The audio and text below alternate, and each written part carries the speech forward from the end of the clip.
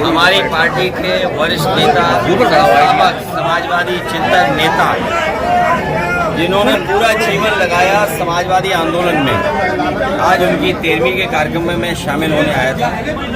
परिवार के लोगों से मिलने, हमारे समाज में और हमारी परंपराओं में ये शामिल है, कि 13वीं के आयोजन में हम सब लोग मिलते हैं और याद करते हैं। उसी आयोजन में शामिल होने में परिवार के बीच में आया था और एक ऐसा नेता खोया है जो संगठन और ज़मीनी चीज़ों को समझते थे, जानते थे। उनकी कमी समाजवादी आंदोलन में हमेशा दिखाई देगी। हमें उम्मीद है उनके परिवार के लोग इस कमी की भरपाई करेंगे हमारी। और जो घटनाक्रम हो रहे हैं आजकल उत्तर प्रदेश में, उत्तर प्रदेश में हो रहे हैं, भारतीय जनता पार्टी चाहती है धर्म धर्म से लड़े, जाति जाति से लड़े, क्योंकि उनकी नकारात्मक राजनीति करने का तरीका है भारतीय जनता पार्टी का, जो एक तरफा फैसला लेते हैं। आम जनमानस को न्याय न मिले, उसी तरह के फैसले लगातार भारतीय जनता पार्टी ले रही है। भारतीय जनता पार्टी आपातकाल के 50 वर्ष पूर्ण होने पर हत्या दिवस मना रही है, क्या कहना है? हालांकि एक है घोषित और एक होती अघोषित। अगर हम इमरजेंसी को याद कर रहे हैं तो हमें अभी इस समय जो इमरजेंसी चल रही है उसको भी ध्यान में रखना चाहिए। आज की परिस्थितियां ऐसी कि अगर पत्रकार तो सनातन में क्या झूठ बोलना बताएगा, ये झूठ बोला करो, ये कौन सा धर्म है बताइए? सनातन धर्म वाले मानने वाले झूठ नहीं बोल सकते, न झूठ सिखा सकते हैं, लेकिन भाजपा झूठ सिखा रहे हैं। बताइए। अजय राय की बात से सहमत है। अजय राय बोल रहे हैं समय जो चल रहा है अघोषित इमरजेंसी तो ज्यादा अंग्रेजों से ज्यादा बेहतर तैयारी अरे भाई जा रहा है, उसके बात से सहमत है। बीजेपी को और बीजेपी के विचारधारा को अंग्रेजों ने बनाया और कांग्रेस पार्टी का गठन हुआ इटावा में। हमारे जानते होंगे साथी क्यों? कांग्रेस का गठन तो इटावा से भी तो संबंध है। एओ ह्यूम कहाँ के जिलाधिकारी थे? इटावा के जिलाधिकारी थे। तो भारतीय जनता पार्टी भ्रष्टाचार पर, महंगाई पर, और हमारा साथी सही कह रहा है। बताओ, विधायक ने एसडीएम को कूट दिया। एक विधायक ने, सुना है, अखबारों में पढ़ा है, टीवी पे चला है, सोशल मीडिया पे, कि एक विधायक जी ने एसडीएम को मार मार के ठीक कर दिया। उसके बाद कोई दरोगा बचाने आया तो दरोगा को भी पीट दिया। बताओ, एक एमएलसी कमरे में बंद करके कूटे गए। ये पता आपको? नहीं पता है? एक एमएलसी को कुछ लेन देन या उस बंटवारे में झगड़ा हो गया तो एमएलसी को कमरे में बंद किया, फिर कूटा गया, उसे कूटा, खूब कूटा। अब कूटना तो जानते हो क्या होता है। और इसी तरह जब उनके ट्रक नहीं छोड़े जा रहे थे, जो नंबर ही नहीं है जिसमें कुछ लिखा भी अलग से, वो उनकी पहचान है, तो एसडीएम को पीटा गया। कानपुर का आप हम लोग जानते ही हैं कि डीएम और सीएमओ में झगड़ा चल रहा है। इनके मंत्री अधिकारियों की शिकायत करें कि ट्रांसफर उनके कहने से नहीं हो रहा, ट्रांसफर कैंसिल हो रहा है। इस स्वास्थ्य विभाग में आप पता कर लो ट्रांसफर होने के लिए क्या क्या करना पड़ता है डॉक्टर और उन लोगों को। स्मार्ट मीटर लग रहे इसके लिए कुछ कहेंगे आप? ये बिजली बेच देंगे, इन्होंने बिजली नहीं बनाई, ये पूरी बिजली बेच देंगे बीजेपी के लोग। आज जब मैं आ रहा था तो एक सोशल मीडिया पे किसी ने स्क्रीनशॉट लेकर के मुझे भेजा कि भारतीय जनता पार्टी और आरएसएस का फुल फॉर्म क्या है। पूरा सब कुछ बेच देंगे, ये है फुल फॉर्म का। पूरा भारत को बेच के चले जाएंगे लोग, राष्ट्र को बेचेंगे। क्या नहीं बिक गया बताओ आप? बताइए, अमेरिका के दबाव में सीज फायर हो गई। इसका मतलब क्या है? कारोबार की वजह से हो रहा है। आर्थिक जो आपका व्यवस्था है उसमें अमेरिका का दबाव है। तो ये बिजली बेच रहे हैं, सड़कें बेच दी इन्होंने, मंडी बेच दी इन्होंने, नीचे कर देते, बस स्टैंड बेच दिए, किसान बाजार बेच दिए, और एफडीआई के नाम पर चाहे एलआईसी बेचा हो, मल्टीनेशनल कंपनियों को सुविधाएं दी हो, सब बेच रहे हैं ये लोग। प्राइवेट लोगों को सब बेच रहे हैं, फोन टेलीफोन सब उनके पास। चीन से लड़ना चाहते हो, ये सब मोबाइल चीन के बने हुए हैं। स्वदेशी की बात कर रहे हो, सब मोबाइल विदेश के हैं, देखिए खड़े हो, सब चीन के बने हुए हैं। कोई ऐसा नहीं जो चीन से सामान ना आया हो, जितने मोबाइल हमारे सामने खड़े हुए हैं। तो ये स्थिति पैदा हो गई। फर्रुखाबाद का जो काम है, मान लो टेक्सटाइल का है, यहाँ का जरदोजी है, बर्बाद कर दिया कि नहीं कर दिया? टेक्सटाइल पार्क पता नहीं कहाँ चल गया, टेक्सटाइल पार्क छिन गया।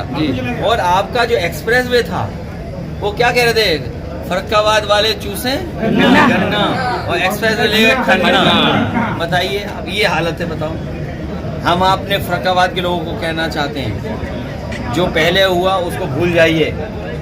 फर्रुखाबाद का विकास एक्सप्रेसवे से जोड़ना और फर्रुखाबाद को पूरी आधुनिक सुविधाएं देने का काम हम समाजवादी लोग आने वाले समय में सरकार में करेंगे। गंगा जी का पुल जो है पूरी तरीके से डैमेज हो गया। क्या आपकी सरकार अगर आप कहिए गंगा जी पे नया पुल बनाएंगे और एक्सप्रेसवे से आपको फर्रुखाबाद को जोड़ करके 8 लेन वाला गंगा का पुल बनाएंगे। 8 लाख रुपए लगाकर मरम्मत हुई और 8 लेन का। अरे छोड़िए बीजेपी का भ्रष्टाचार, बीजेपी का भ्रष्टाचार की आप कौन कह रहा था पानी चू रहा है?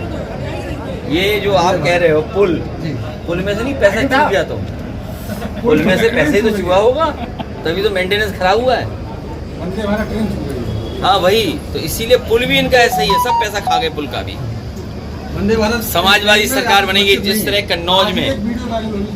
कन्नौज में और आगरा में यमुना पर 8 लेन ब्रिज बने, 8 लेन। जब आप यमुना में घुसते हैं तो 8 लेन, यमुना को क्रॉस करते हैं तो 8 लेन ब्रिज बने। कन्नौज से जब आप गंगा पार करते हैं तो 8 लेन ब्रिज है। जब एक्सप्रेस वे आएगा और अपने आगरा लखनऊ से हम लोग जोड़ेंगे तो गंगा पार करने के लिए 8 लेन ब्रिज बनाने का काम भी समाजवादी सरकार में होगा। और ये देखिए, अबे धन्यवाद, रुक जाओ अभी। ये जो सड़क ग्वालियर, इटावा, फर्रुखाबाद होकर के लिपू लेक तक हमने मांगी थी। जब चीन से झगड़ा हुआ था तो इसको 6 लेन मांगा था। आप बीजेपी वालों से सोचिए, 6 लेन सड़क मांगी, 4 लेन का आश्वासन दिया और बना रहे 2 लेन पेव्ड शोल्डर। बताइए कितना बड़ा धोखा दे रहे हैं। भविष्य में अगर हमें चीन से मुकाबला करना पड़ेगा तो अगर हमारी फौज को आने जाने का सबसे साधन और कैंटोनमेंट को जो जोड़ता है, चाहे वो ग्वालियर का कैंटोनमेंट हो, फतेहगढ़ फर्रुखाबाद का कैंटोनमेंट हो, बरेली का कैंटोनमेंट हो, रानीखेत का कैंटोनमेंट हो, और बॉर्डर तक जाने के लिए और चीन से सुरक्षा और कम समय में फौज पहुंचाने के लिए ये सड़क अच्छी थी। पुलिस में जो भर्ती हुई है उन्होंने कहा है कि नियुक्ति बड़ा हम लोग आउटसोर्स को खत्म करेंगे और पक्की नौकरी देंगे। सर, यूपी पुलिस में नियुक्ति हुई, उन्होंने कहा कि पहले तो अंदर हो जाती थी, हमने खुलेआम की है और सबको नियुक्ति पत्र खुले मंच से दिए। गृह मंत्री जी ने खुद अपने हाथ से दिए, ये आरोप लगा रहे हैं। इनसे कहिए कि इस भर्ती की सूची जारी कर दे, पीडीए की सूची एक, और इससे भी आसान भर्ती कम से कम 35,000 लोगों की समाजवादी सरकार में की थी। 2 बातें बता के जा रहा हूँ, बाद में पुलिस से पूछ लेना। प्रमोशन हुआ था पुलिस में सबसे ज्यादा, कई वर्षों से प्रमोशन पुलिस का रुका हुआ था, प्रमोशन नहीं हो सकता था। इकट्ठा सिपाही को प्रमोशन के नाम पर, धर्म के नाम पर भेदभाव है, भ्रष्टाचार चरम सीमा पर है। हमें आपको सबको याद होगा, जयप्रकाश जी ने आह्वान किया था कि भ्रष्टाचार और महंगाई चरम सीमा पर है। उसी समय संपूर्ण क्रांति का आंदोलन चला, उसके बाद हमें आपको इमरजेंसी देखने को मिली। आज बताइए, चरम सीमा पर महंगाई है कि नहीं है? चरम सीमा पर भ्रष्टाचार है कि नहीं है? चरम सीमा पर अन्याय पहुंच गया है। तो आज उस समय घोषित इमरजेंसी है और भारतीय जनता पार्टी इस अघोषित इमरजेंसी की कब खुशी मनाएगी? ये तो मना रहे हैं क्योंकि राजनीतिक उन्हें लाभ उठाना, इसलिए मना रहे हैं भारतीय जनता पार्टी के लोग। लेकिन आज भी तो अघोषित इमरजेंसी है। ऐसी इमरजेंसी में भी नहीं हुआ जो घटनाएं आज हो रही हैं। आप किसी के जो घटना इटावा में हुई है, ये वर्चस्ववादी लोग और शोषण करने वाले लोग समाज में उनकी कोई जगह नहीं होनी चाहिए। वो लोग कह रहे हैं सर आपके द्वारा नाम लेकर धमकी दी गई कि हमारे संबंध है उनसे। मुझे एक, हालांकि हमारे जितने पत्रकार साथी हैं, सच्चाई तो आप भी जानते हो। अगर अपना प्रेस का नाम पूछोगे तो हम बता सकते हैं। अभी एक आप लोग जाइए उस परिवार में और पूछिए जा करके। इसीलिए मैं कह रहा हूँ, भारतीय जनता पार्टी जातियों में लड़ाने के लिए और जातियों के बीच संघर्ष शुरू हो जाए, उसके लिए अभी तो और प्रयास करेगी। पता लगा कि अभी तो यादव भाइयों को भड़काने के लिए भेजेगी वो, और बीजेपी भेजेगी, याद रखना आप। फिर दूसरे समाज को भड़काने के लिए भेजेगी वो, क्योंकि उन्हें बेरोजगारी, महंगाई और भ्रष्टाचार में बहस ही नहीं करनी। और ये अधिकार अगर है सुनने का, अगर गीता का, भागवत का सुनने का अगर अधिकार है, तो कहने का अधिकार क्यों नहीं होगा?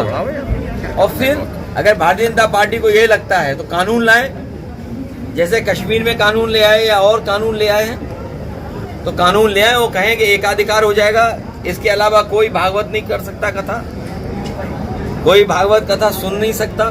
ले आए सरकार, भारतीय जनता पार्टी के लोग कानून क्यों नहीं लाते हैं? आखिरकार ये पूछी सोची समझी साजिश और षड्यंत्र के तहत हुआ है। क्या आप किसी के आज के समय बाल काट दोगे? आप उसकी चुटिया काट दोगे? सोचो, चुटिया से कितना सम्मान होता है और चुटिया से कितना इमोशनल लगाव होता है। हमारे साथी लोग चुटिया रखते होंगे, तो अगर उससे पूछो तो कहते हैं 4 साल की हो गई, 8 साल की हो गई, 10 साल की हो गई।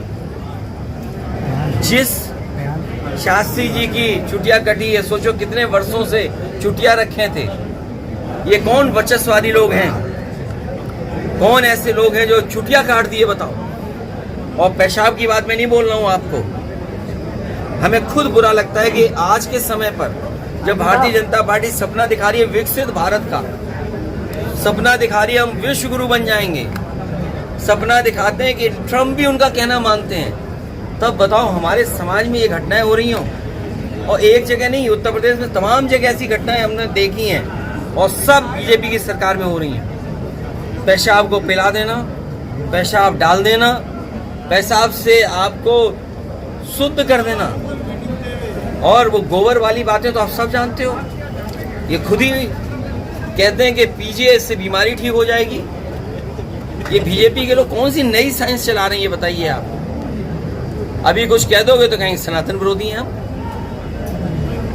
गोबर लेप लेना सनातनी हैं आप, गोबर फेंकना सनातनी है। बताइए, अब ये नई परंपरा है, इससे विकसित भारत बनेगा आपका? ये मैं आपसे एक मिनट में मैं आपसे कहना चाहता हूं कि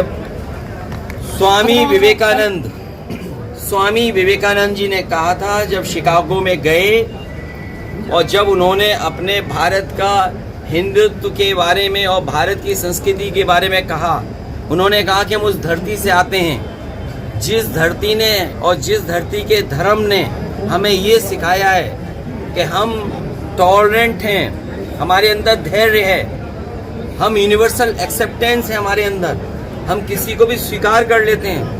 अगर विवेकानंद जी ने ये समझाया तो भारतीय जनता पार्टी को क्यों नहीं समझ में आ रहा है? वंदे भारत में सुरक्षित नहीं है, पूरी सरकार में पानी चू रहा है। तुम एक ट्रेन की बातें कर रहे हो, मारपीट की यात्री के साथ बीजेपी ने पूरी सरकार में पानी चू रहा है भ्रष्टाचार का। आप बताओ, पानी की टंकी, आपके जिले में भी तो पानी की टंकी बन रही होगी, बताओ पानी की टंकी कैसी बन रही है? और पानी की टंकी जो भी बन रही हो, लेकिन बताओ उसमें पाइपलाइन कितनी बड़ी बिछ रही है। बताओ, हर गांव में शिकायत है कि नहीं? हर नाली खोद दी है। अभी मैं आ रहा हूँ, पूरा कूड़ा पड़ा हुआ है फरकाबाद। कहीं फरका स्मार्ट सिटी तो नहीं है? क्या हालत कर दी बताओ। सुनने में आया कि यहाँ कोई अगर जानवर भी खो जाए तो उसके लिए भी पकड़ने के लिए कोई व्यवस्था नहीं है। सुनने में आया कि कोई दरखास्त लेके जा रहा था, उसका कोई जानवर खो गया, उसको भी नहीं पकड़ सकती पुलिस। सर, यहाँ की पुलिस दलितों पे अत्याचार कर रही है लगातार, क्या बात? शंकराचार्य ने कहा है कि केवल ब्राह्मणों को ही है कि एक लोग कथा कह सकते हैं। ये किस ग्रंथ में लिखा हुआ है? कोई ग्रंथ तो होगा। हमारे उपनिषद हैं, हमारी धार्मिक किताबें हैं, तो बताओ, जिनके बाल काटे गए, जिनकी चुटिया काटी गई, वो अपने भगवान की भी नहीं भगवत गीता गा सकते, अपनी कथा नहीं कह सकते, अपने भगवान की नहीं। आप बताओ, हनुमान जी की जाति किसने बताई? प्रभु श्री राम की जाति किसने बताई? बताइए, प्रभु श्री राम की जाति किसने बताई थी? आप बताइए। आप कोई नहीं बोलेगा क्योंकि इमरजेंसी है। अगर नाम बोल दोगे तो डीएम एसपी आपको जेल भेज देंगे। ये भी तो इमरजेंसी है। आप बताइए, रुको भाई, ये बताओ, प्रभु श्री राम को और प्रभु